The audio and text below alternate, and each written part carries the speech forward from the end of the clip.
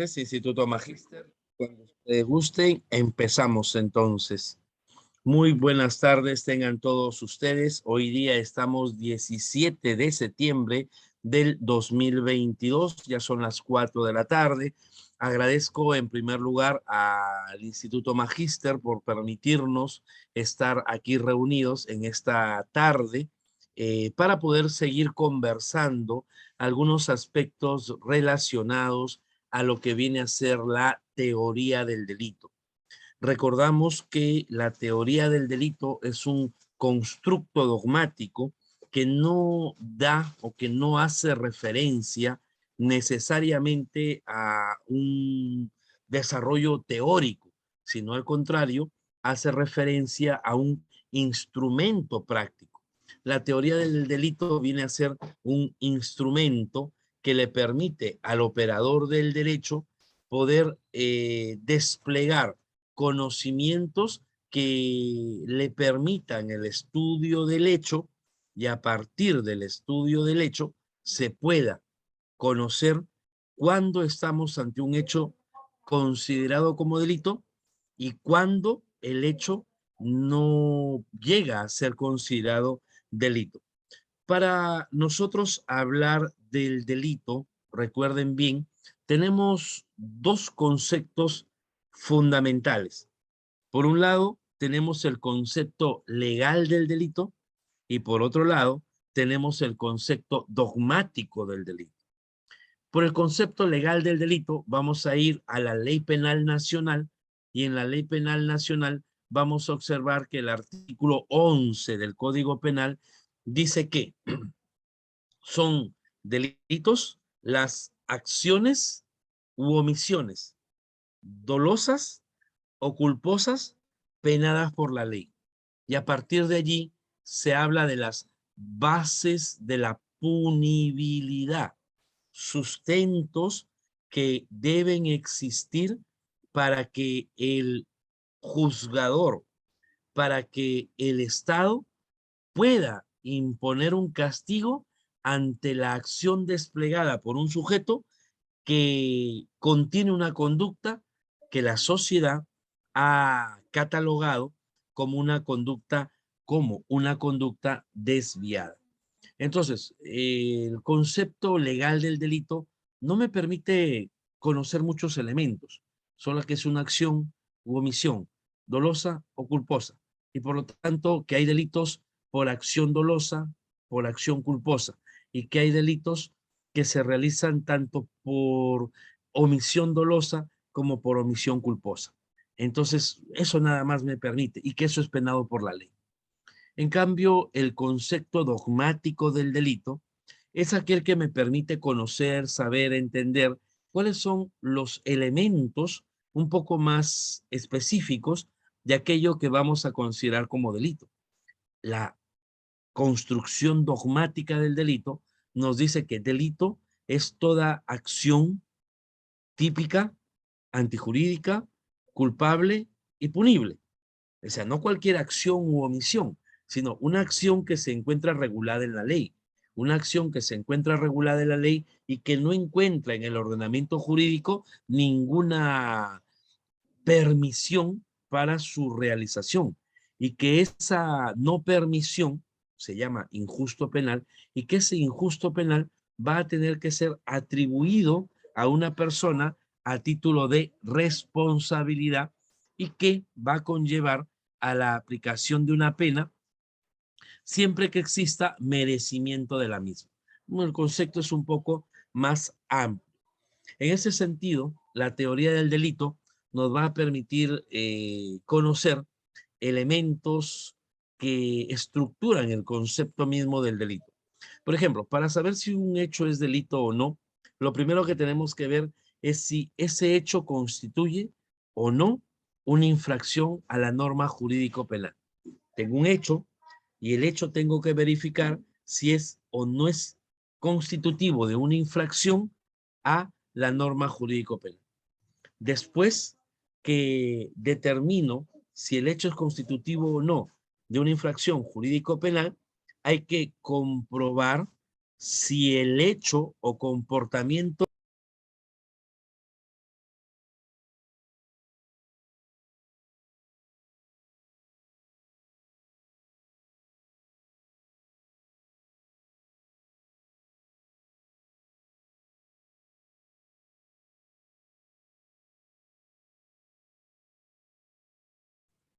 Ok, se había apagado el audio.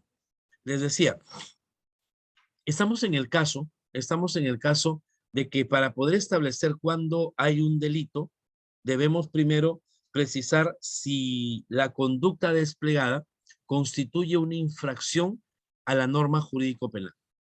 Si determinamos que hay una infracción a la norma jurídico penal, lo siguiente que hay que hacer, el segundo paso que hay que determinar es si esa infracción realizada por un sujeto, si ese comportamiento infractor está o no está autorizado. Porque yo decía, yo puedo disparar contra una persona, ¿ya?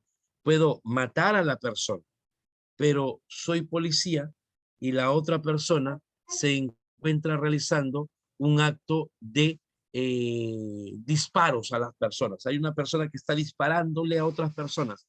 Yo soy policía, veo esa acción y disparo y mato a la persona que está disparando a los demás. ¿Mi comportamiento está prohibido? Sí. ¿Es una infracción a la norma? Sí. Pero ¿habrá alguna autorización? Y eso es lo que tengo que ver, y ahí es donde vamos a encontrar tal vez en algún momento lo que se llaman las causas de justificación. Luego, un tercer elemento para poder determinar es que el autor se haya podido motivar en el mandato de la norma. Primer elemento, determinar si el hecho es una infracción a la norma penal.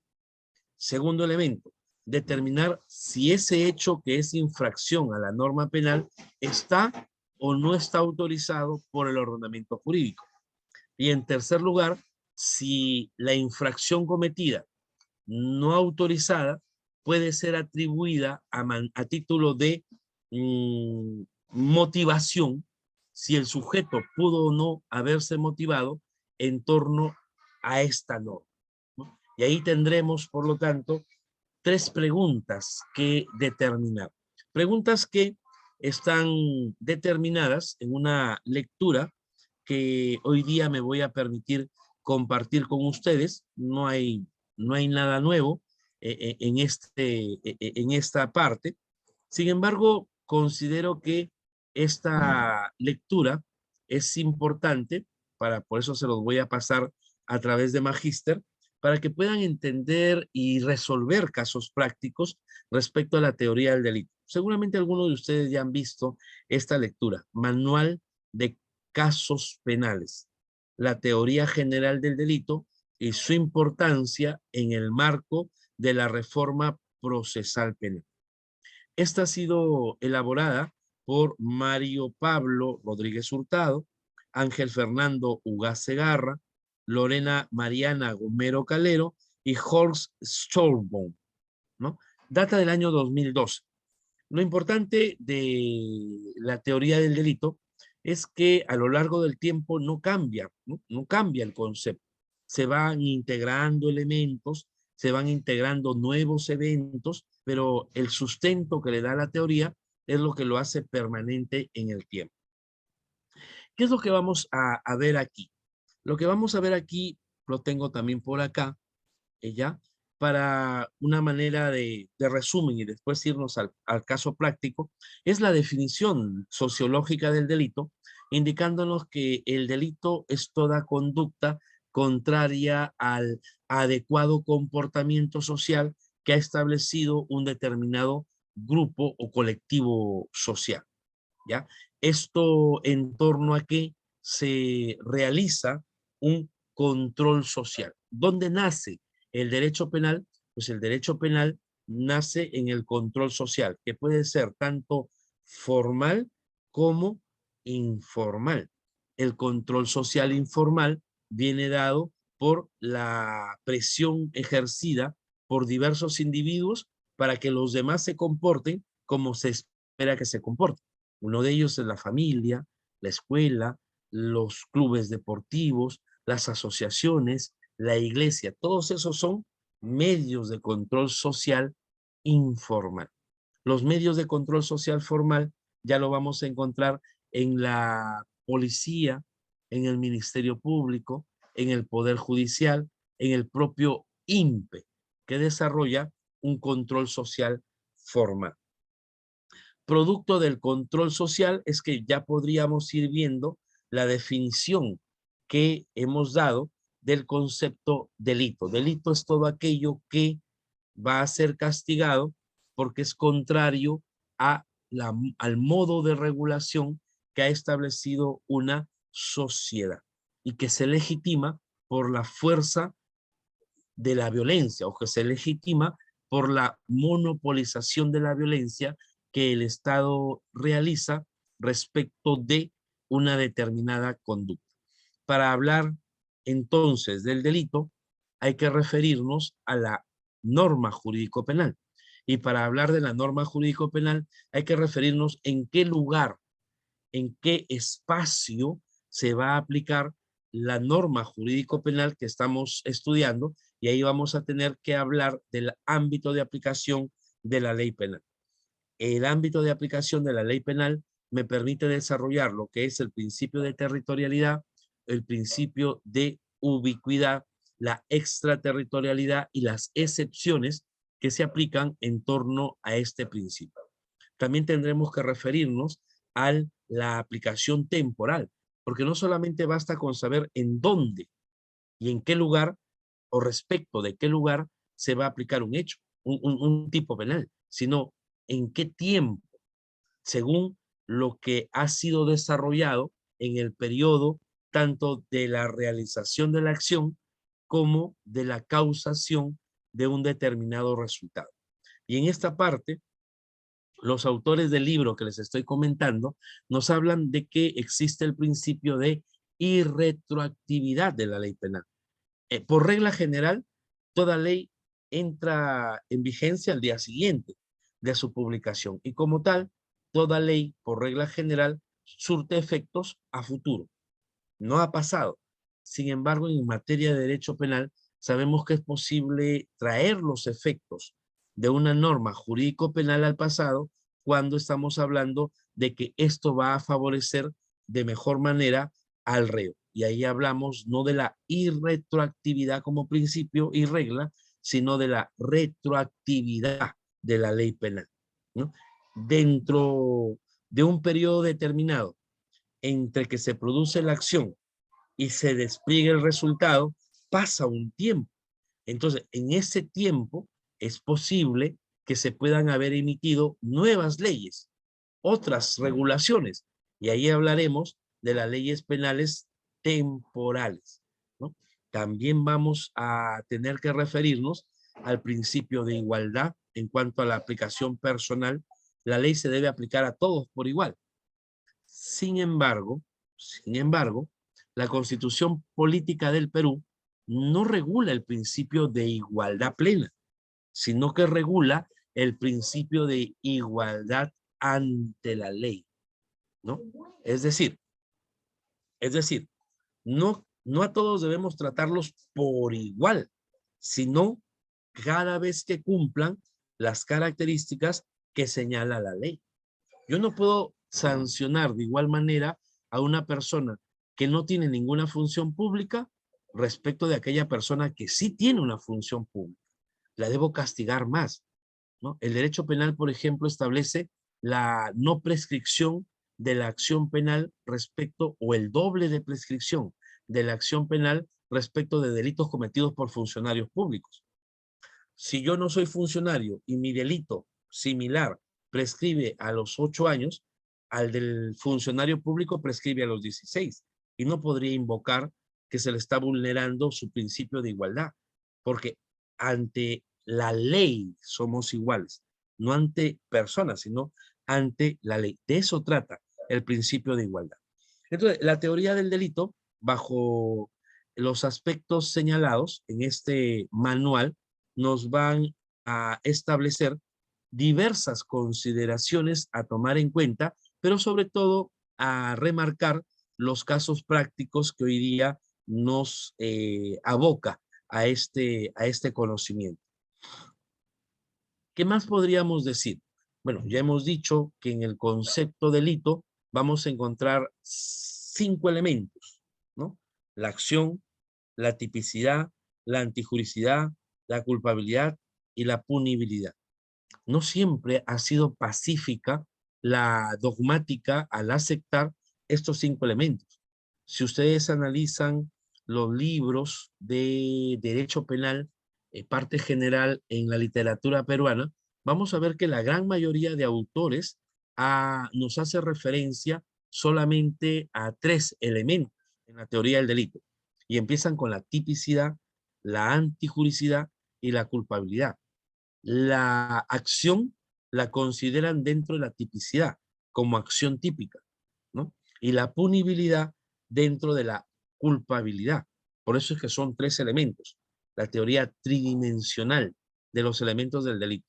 Hay otra teoría, la pentatridimensional o pentadimensional, que hace referencia a los delitos que yo les he hecho referencia en este momento. Por lo tanto, para conceptualizar, ¿qué es la acción?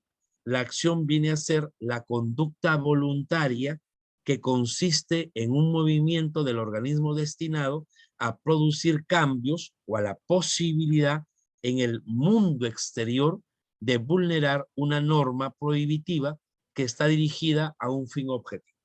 O sea, para poder hablar de acción, yo tengo que estar referido a una conducta humana que está dirigida por un movimiento muscular exteriorizado. Ese movimiento muscular exteriorizado debe ser voluntario, ¿cierto? Pero con la característica siguiente, que tiene que ser evitable.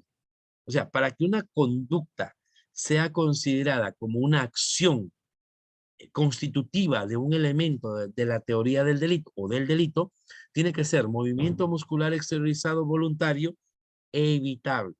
Porque ¿qué pasa si no es evitable? Si yo no lo puedo evitar, pues yo no habré realizado una acción en el sentido que señala el Código Penal.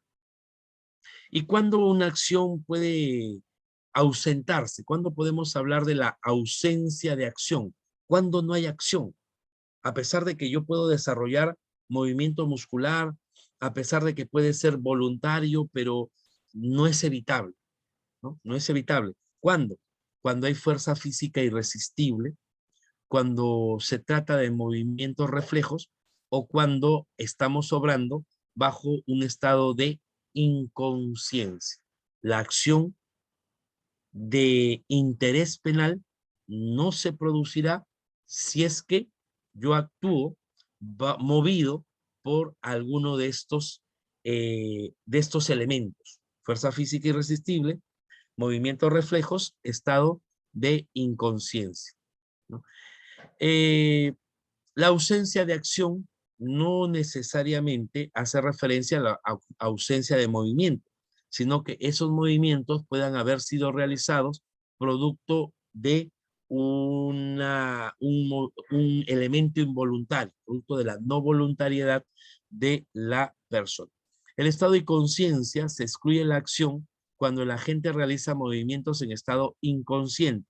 La falta de conciencia debe ser total. El accionar de la persona debe estar totalmente desligado del mundo, por lo que no puede serle imputado tal acto. El acto libera incausa. El autor se ha puesto culpablemente en un estado de inimputabilidad restringida, con la intención de cometer una infracción concebida y decidida tranquilamente por él. Aquella persona que se pone en un estado de embriaguez con tal de realizar o para poder realizar la conducta. Esto en el argot popular le decimos se empila primero, ¿no? Vamos a una fiesta, vamos primero a empilarnos, vamos a las previas, ¿no? Algo así. El sujeto se pone en ese estado para poder realizar una conducta, pero esa conducta ya no cae dentro de lo que es la ausencia de acción. Estaríamos más bien mirando el tema de la actio libera incausa, ¿no? El autor se pone en un estado, en ese estado, pudiendo y debiendo saber que se hacía incapaz de usar de la prudencia y previsión exigibles en la vida ordinaria, y esto sabiendo que tendrá que afrontar un deber, y para cuyo cumplimiento necesita de todas sus facultades. Entonces, cuando hablamos de la acción, tenemos que ver si existe falta de acción. Pero cuando hablamos de la omisión, ¿no? Omisión es dejar de hacer algo que de repente estamos obligados a hacer. ¿No es cierto? Entonces, delito de omisión pura que consiste en no hacer lo que la ley no manda y de esta forma se vulnera la norma imperativa. Delitos de comisión por omisión.